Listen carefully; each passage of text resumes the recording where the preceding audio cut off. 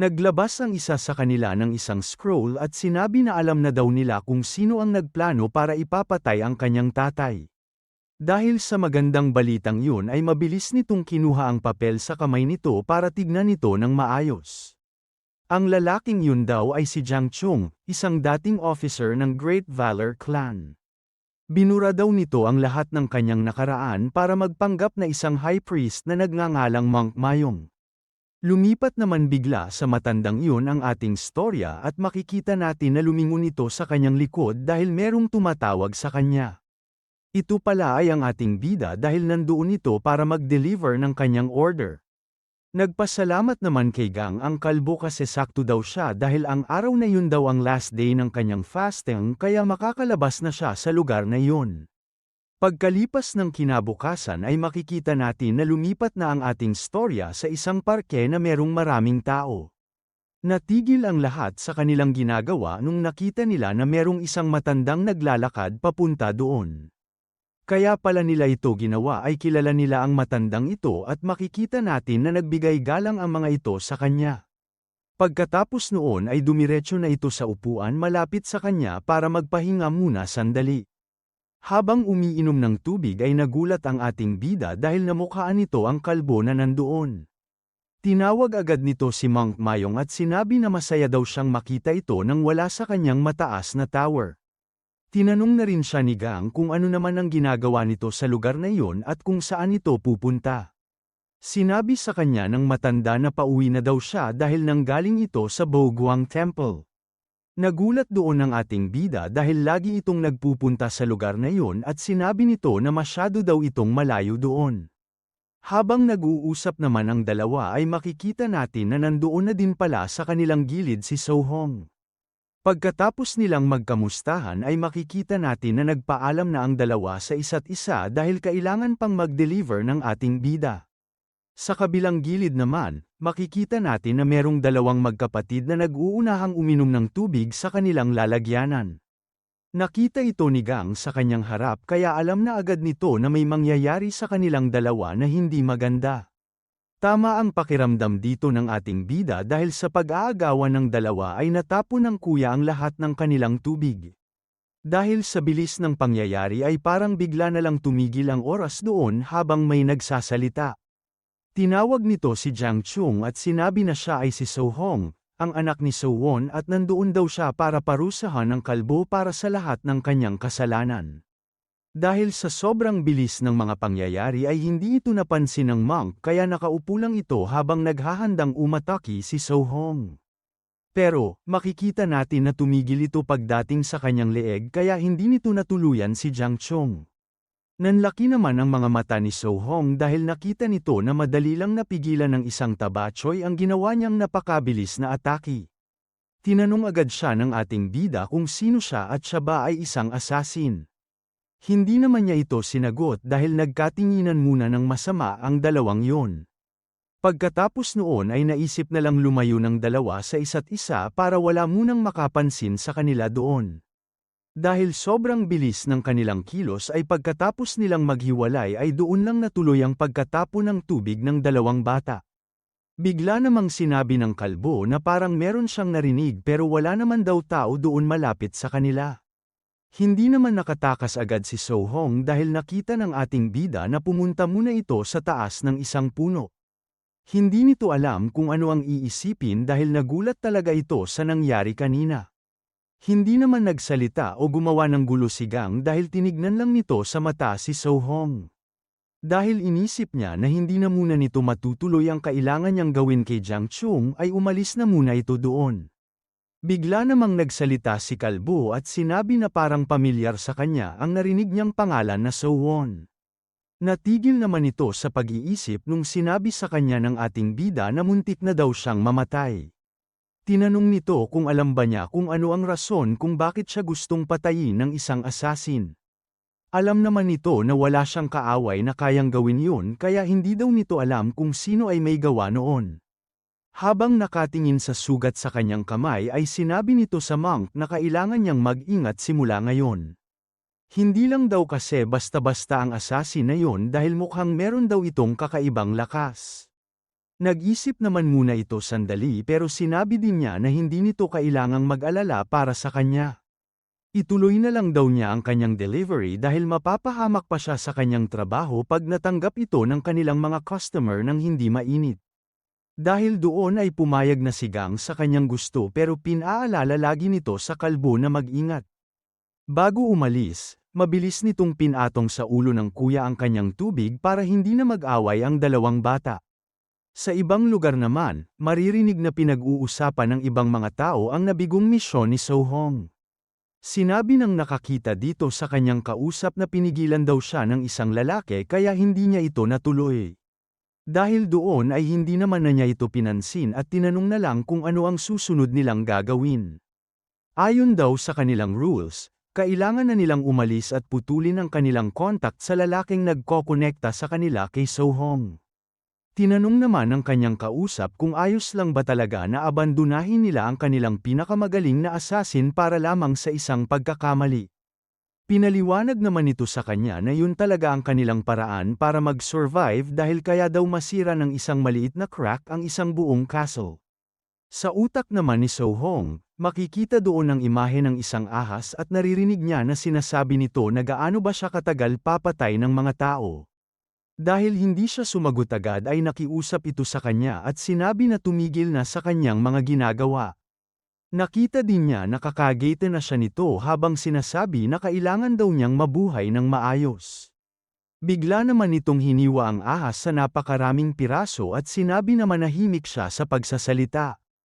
Kaya daw siya nag-aalinlangan ay dahil sa walang tigil nitong pagdaldal. Bigla namang lumabas ang itsura doon ng ating bida at tinanong kay So-hong kung nag-alinlangan ba talaga ito kaya siya nito napigilan. Hindi naman natuwa doon ang lalaki kaya hiniwa nito ang imahe ni Gang habang sinasabi na huwag siyang mayabang. Hintayin daw siya nito dahil kahit anong mangyari ay babawi ito sa kanyang ginawa. At dahil tinulungan nito ang kanyang target na si Jiang Chung ay siya daw agad ang isusunod nito pagkatapos niyang patayin ang matandang iyon. Lumipat naman muna ang ating storya sa kwarto ng ating bida at makikita natin na hindi ito makatulog. Bigla itong umupo sa kanyang kama at sinabi na parang meron daw siyang importanteng bagay na nakakalimutan. Ang tinutukoy pala nito ay ang kanyang midnight snack dahil ang nakalimutan pala niyang gawin ay kumain. Sa lugar naman ng matandang kalbo, makikita natin na nandoon na ang assassin na gustong pumatay sa kanya. Sa loob ng kanyang kwarto ay makikita doon si Jiang Chung na nagdadasal lamang sa harap ng kanyang god. Dahan-daang binuksan ni So-hong ang pinto sa kanyang kwarto para hindi daw agad ito mag-ingay. Inisip niya na ito na ang kanyang pagkakataon para gawin ang kanyang misyon at mapatay na rin sa wakas ang nagplano ng pagpatay sa kanyang tatay. Hindi na nagsayang pa ng oras ang lalaki dahil makikita natin na unti-unti na itong lumalapit sa kalbo. Pero, bigla na lang siyang napatigil nung binanggit ng monk ang pangalang So-won. Meron daw isang pamilya ng swordsman na may pangalang Sincere Sword Squad na malapit sa Yunam Castle na ang tanging pakay lamang ay swordsmanship. Kilala daw sila sa buong Miriam dahil wala silang pakialam sa kasikatan nila o sa kanilang estado sa buhay. Inisip daw niyang mabuti ang lahat ng kanyang mga nakilala sa kanyang buhay at yun lang daw ang kilala niyang So-won. Lumingon ito sa direksyon ni So-hong at tinanong kung yun din ba ang kanyang tinutukoy. Inisip nito na inaasahan daw ng matandang yun na babalik siya doon para kausapin siya kaya hinanda niya ang kanyang mga sasabihin. Dahil doon ay sinabi na nito sa matanda na tama siya at ang lalaking yun daw ay ang kanyang tatay. Nagulat ito nung dinagdag naman ng kalbo na ayon sa kanyang narinig dati ay sobrang nalungkot ang lalaking yon dahil sa pagkamatay ng kanyang asawa. At dahil doon, sinayang nito ang kanyang buhay sa kakainom ng alak kaya pagkatapos lamang ng ilang buwan ay sumunod na rin ito sa kanya sa kabilang buhay. Iyon daw ang rason kung bakit unti-unti nang nasira ang Sincere Sword Squad pero ito lang naman daw ang kanyang mga narinig dati at mas alam naman daw siguro niya yun kesa sa kanya dahil iyon ang kanyang tatay. Hindi nito alam kung ano ang iisipin kaya bigla naman itong naalala ang lahat ng sinabi sa kanya ng kanyang master simula pagkabata. Lagi nitong sinasabi kay So-hong na nalason daw ang kanyang mga magulang at kung buhay lang daw sila ay wala sanang makakalaban sa kanilang squad ngayon. Dinagdag nito na nilabanan daw ng mga magulang ni Hong ang lahat ng sumugod sa kanilang lugar para mabigyan sila ng oras para tumakas. Pero, dahil sa lason ay hindi na rin nagtagal ang buhay nila kaya isa-isa nang naubos ang kanilang squad. Bigla namang natawa ang lalaki dahil hindi ito naniwala sa mga sinabi sa kanyang ng monk. Hindi daw yun totoo at hindi niya mababago ang kanyang isip dahil lamang sa kanyang mga salita. Dahil sa sinabing yun ni So Hong ay inisip ng matanda na hindi ata parehas ang lalaking sinasabi nila. Hindi naman na nakinig pa sa kanya si Hong dahil makikita natin na unti-unti na nitong nilabas ang kanyang espada at sinabi na ngayon na siya babawi. Papatayin daw siya nito dahil sa ginawa niyang pagplanong pagpatay sa kanyang tatay at sa pag-ubos sa kanilang Sincere Sword Squad. Bigla namang nag-iba ang itsura ng matanda dahil hindi na nito alam kung ano ang sinasabi sa kanya ng lalaki. Pinaliwanag nito na pinalaki siya ng mga Buddhist monks doon sa Temple of the Yellow Dragon simula nung inabandona siya ng kanyang mga magulang nung sanggol pa lamang siya. Hindi daw niya alam kung ano ang sinasabi ni So Hong dahil simula pagkabata ay hindi na siya umalis sa lugar na iyon. Seryoso nitong tinanong sa lalaki kung paano naman niya magagawa ang lahat ng iyon habang nasa Temple of the Yellow Dragon. Nung nakita nito ang masamang tingin sa kanya ni Hong ay sinabi nito na parang nababalot na daw siya ng murderous spirit. Kaya, tinanong nito kung ilan na kaya ang pinatay niyang inosenteng mga tao dahil sa pekeng impormasyong yun. Bigla namang nag-iba ang itsura ni Jiang Chung at sinabi na kakausapin lang sana siya nito at papakawalan din pero mukhang wala naman daw itong mapapala.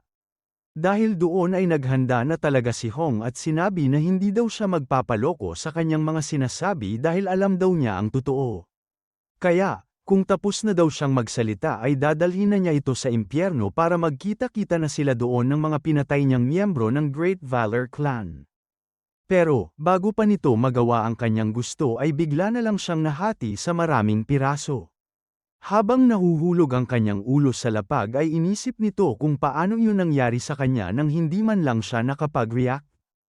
Nung nahimasmasan na ito ay nakita niya na hindi pala ito totoo dahil nakaupo pa rin sa kanyang harapan ang monk. Napansin niya na parang wala siyang nararamdamang kakaiba sa direksyon ng matanda kaya inisip nito kung siya ba talaga ang may gawa noon. Natigil naman ito sa kanyang iniisip nung nakaramdam siya ng sobrang lakas na aura sa kanyang likod. Kaya, dahan-dahan nitong binuksan ang kanyang espada para makita kung kanino ito nanggaling. Namakan naman agad nito ang ating bida at sinabi na iyon daw ang tabachoy na pumihil sa kanya kanina. Inasahan naman nito na makikita niya ulit si Gang pero hindi daw nito inisip na nagbabantay lang pala ito sa lugar na iyon. Hindi naman nagsalita ang ating bida pero tinutok nito ang kanyang lakas sa direskayan ni So Hong at ang ibig sabihin nito ay pinapalabas niya doon ang lalaki. Wala namang ideya si Chung sa nangyayari sa labas kaya habang nakapikit ay sinabi nito sa kanyang kausap na umupo ito sa kanyang harapan. Tutulungan daw siya nitong alalahanin ang kanyang nakaraan para mawala na sa loob nito ang murderous spirit. Pero, hindi nito alam kung ano ang nangyari dahil bigla na lang nawala doon ang kanyang kausap. Tumingin ito kung saan-saan at nung wala itong nakita ay inisip niya kung nababaliw na ba siya at nakakakita ng kung ano-ano. Lumipat naman na sa labas ang ating storya at makikita natin na naghahabulan na ang dalawa dahil lumayo sa lugar na iyon ang ating bida. Habang tumatakbo, inisip mabuti ni So Hong ang mga sinabi sa kanya ng monk at ang mga sinabi sa kanya ng kanyang master dahil malayong-malayo ito sa isa't isa. Nung naabutan na nito si Gang ay hindi na ito nagsalita dahil bigla na lang niya itong sinubukang atakihin. Pero, dahil sa bilis ng ating bida ay naiwasan naman niya ito ng maayos. Hindi masyadong inaasahan ni Gang na ganun ito kabilis kaya napahinga ito ng malalim dahil muntik na siya nitong tamaan. Hindi doon natapos ang pag-atake ni Hong dahil makikita natin na nagpakawala na naman ito ng sobrang bilis at tuloy-tuloy na atake papunta sa kanyang direksyon. Pero, alam naman natin na hindi ito gagana sa ating bida kaya swabe lang niya itong naiwasan lahat. Tumginan sa kanya ng masama si So Hong at inisip na ang sa tingin daw niya ay kaya niya itong tamaan pero hindi naman niya ito magawa. At habang dahan-dahan itong bumababa sa lapag ay inisip nito kung sino kaya ang tabachoy na iyon at kung saan ito nanggaling. Nagulat naman si Gang nung nakita niya na merong hiwa ang kanyang-kanyang damit dahil sa ginawa ng lalaki. Dahil doon ay napangiti ng kakaiba ang ating bida at sinabi na mukhang mapapalaban siya doon ng maganda. Habang naglalaban ay naalala ni Hong ang sinabi sa kanya ng kanyang master dati na nalason daw ang mga magulang niya sa ininom nilang wine. Pero, ang naalala nitong sinabi sa kanya dati ng lalaki ay nalason sila ng dahil sa gamot kaya tinanong nito kung ano ba talaga ang kanilang kinamete. Nagpalusot naman agad ito sa kanyang estudyante at sinabi na mukhang tumatanda na daw talaga siya dahil nalilito na siya sa mga nangyari dati. Hindi alam ni So Hong kung ano ang nangyayari dahil pumasok din sa kanyang isip ang sinabi ng kalbo na simula pagkabata ay doon na daw siya sa temple lumaki. Bumalik naman na ito sa laban ng dalawa at makikita natin na napapagod na si Gang sa kakaiwas kaya sinipa na nito si So Hong. Pero, hindi naman niya ito tinamaan kaya ang bato sa kanilang gilid ang nasira nito. Nag-counter-attack naman agad ito ng mabilis kaya agad nitong nahiwa ang katawan ng ating bida. Pero, isa lamang pala itong after image kaya napansin nito na hindi niya tinamaan ang tabachoy. Pumasok na naman sa utak ni So Hong ang mga pinagsasabi sa kanya ng kanyang master na kailangan daw niya laging mag-ingat. Pero, kailangan pa rin daw niyang paghigantihan ang Great Valor Clan dahil sila ang kanilang kalaban. Naalala din nito na binanggit niya ang Heaven and Earth Society at sinabi na kahit lagi sila nitong tinutulungan ay huwag niya ito masyadong pagkatiwalaan. Dahil hindi na siya nakakapag-focus ay malakas na itong sumigaw at pinatahimik ang mga boses sa kanyang isip. Pakikinggan na lang daw niya ang mga ito pagkatapos niyang labanan ang tabachoy sa kanyang harapan. Pagkatapos noon ay pumorma na ito ng maayos para labanan na ng seryoso ang ating bida. Kahit medyo nalulugi siya ay makikita natin na nakakasabay naman ito kay Gang kahit papaano. Nung nakita niya na tumalon ito para umiwas ay sinabi nito na yon na ang kanyang pagkakataon. Kaya, mabilis na niyang ginamit ang pinakamabilis niyang skill para hindi na makatakas ang ating bida. Akala naman niya ay tuluyan na niya itong nasaksak pero nung tinignan niya ito ng maayos ay damit lang pala ito ng tabachoy. Pagtingin nito sa kanyang ilalim ay doon na niya nakita ang ating bida at nakangiti nitong sinabi kay Hong na nahuli na siya nito sa wakas. Dahil wala itong sandata ay ginamit nito ang kanyang palad para atakihin si So Hong ng direkta. Dahil sa lakas nito ay makikita natin na tumalsik siya ng sobrang layo. Akala ni Gang ay nasa gitna pa rin sila ng kagubatan dahil puro puno ang kanyang nakikita sa paligid. Kaya, nagulat ito nung nakita niya na merong cliff sa dulo at nahulog doon ang kanyang kalaban. Sinubukan niya itong sundan pero pagdating nito sa baba ay hindi na niya ito nakita. Nag-alala naman ito dahil hindi naman daw niya sinusubukang patayin ang lalaki kaya sana naman daw ay ligtas lang ito. Naalala nito na naharang ni Hong ng kanyang espada ang atake ng ating bida kaya kahit papaano ay nabawasan nito ang puwersa ng kanyang atake. Pero, napakamot pa rin ito dahil ayon daw sa kasabihan ay mas delikado daw ang mga hayop na sugatan. Sa kabilang parte ng ilog, makikita natin na nakaligtas si So Hong sa laban nila ng ating bida. Dahan-dahan itong tumayo at sinabi sa kanyang sarili na hindi niya inaasahan na meron pa palang mas malakas kesa sa kanya. Makalipas lamang ang ilang oras ay makikita natin na dumating na si Hong sa kanyang tinitirahan. Naglakad agad ito papunta sa kanyang kwarto para magpahinga pero pagdaan nito sa harap ng kanyang master ay meron itong narinig. Sa loob nito, makikita natin na hindi masaya ang mga lalaki dahil wala daw sinabi sa kanila ang matandang iyon tungkol sa secret sword ng Sincere Sword Squad. Hindi daw nila inaasahang matitiis nito ang kanilang torture kaya kailangan na daw nilang maglinis doon bago pa may makikita sa kanila. Pero, bago pa nila ito magawa ay nakita na sila ni So Hong. Hindi ito makapaniwala nung nakita niya ang kanyang master na nasa lapag at mukhang wala ng buhay. Kaya, makikita natin na bigla na lang nag-iba ang kanyang itsura at tumingin ng masama sa mga taong nandoon.